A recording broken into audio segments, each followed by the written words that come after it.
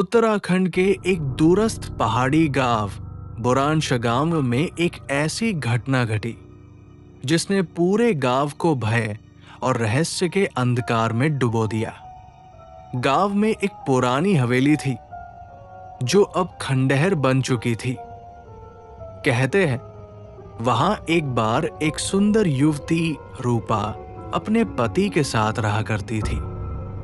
उसका पति जंगल में लकड़ी काटने का काम करता था और अक्सर कई दिन तक लौटता नहीं था।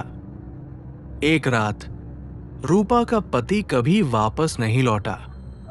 गांव वालों ने बताया कि जंगल में भालू ने उसे मार डाला। उस रात के बाद रूपा की चीखें हवेली से सुनाई देती थी। धीरे धीरे वो भी लापता हो गई। लोग कहते हैं रूपा ने उसी हवेली में आत्महत्या कर ली, लेकिन उसकी आत्मा कभी मुक्त नहीं हो पाई।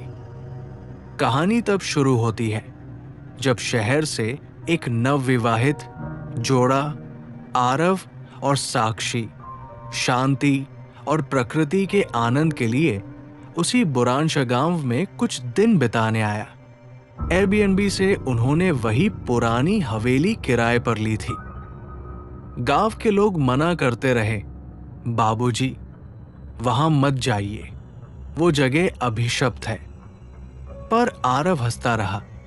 पहली रात सब सामान्य रहा, लेकिन जैसे ही रात के 2 बजे हुए, हवेली के पीछे की दीवार से एक जोरदार महिला की चीख आई। साक्षी कांप गई। उसने आरव को उठाया, पर आरव बोला, कोई जानवर होगा, मत घबरा। अगली सुबह हवेली के पिछले हिस्से में खून के छींटे और एक पुरानी चूड़ी टूटी हुई मिली। साक्षी का मन घबराने लगा। उसने वापस जाने की जिद की, लेकिन आरव ने कहा, पैसे खर्च किए हैं, 2 दिन तो रुकेंगे। दूसरी रात साक्षी को सपना आया। एक औरत, उलझे बाल, लाल आंखें और जले हुए चेहरे के साथ उसके पास आ रही है। साक्षी की आंख खुली और वो चिल्ला उठी।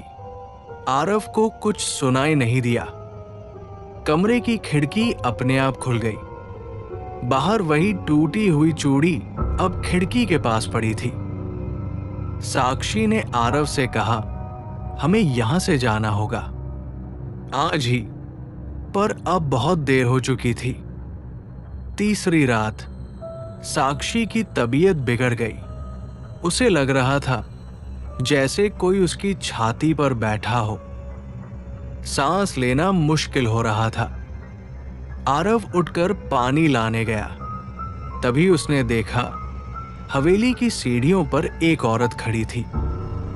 सफेद साड़ी में, सिर झुका हुआ, हाथ में चूड़ियां।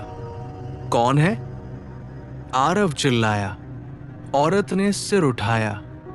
उसका चेहरा आधा जला हुआ था और आंखों से खून बह रहा था।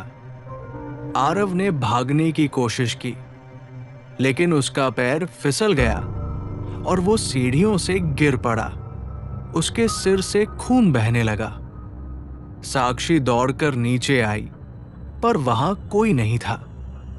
तभी एक धीमी आवाज आई, मैं लौट आई हूं। मेरे पति का खून अभी भी इस जमीन पर है। अब तुम जाओगे नहीं। कमरे की दीवार पर खून से लिखा था। रूपा। सुबह गांव का एक बुजुर्ग गोविंद दादा हवेली आया। उसने साक्षी को अकेला पाया, बेहोश, खून से सना हुआ। उसने कहा, मैंने मना किया था। रूपा की आत्मा कभी चैन से नहीं रही। वो उन सबको ले जाती है जो प्यार में आते हैं। उसका दिल टूटा था और अब वो सबका दिल तोड़ती है। आरव का शव हवेली के कुएं से मिला, गला कटा हुआ। अब हवेली फिर से बंद है, लेकिन जो भी वहां आता है, रात को रूपा की चीखें और उसकी चूड़ियों की खनक सुनता है। गांव वालों का कहना है रूपा अब चुड़ैल बन गई है और वो इंतजार कर रही है अपने अगले मेहमान का। ऐसी ही और दिलचस्प वीडियो के लिए हमारा चैनल सब्सक्राइब करें।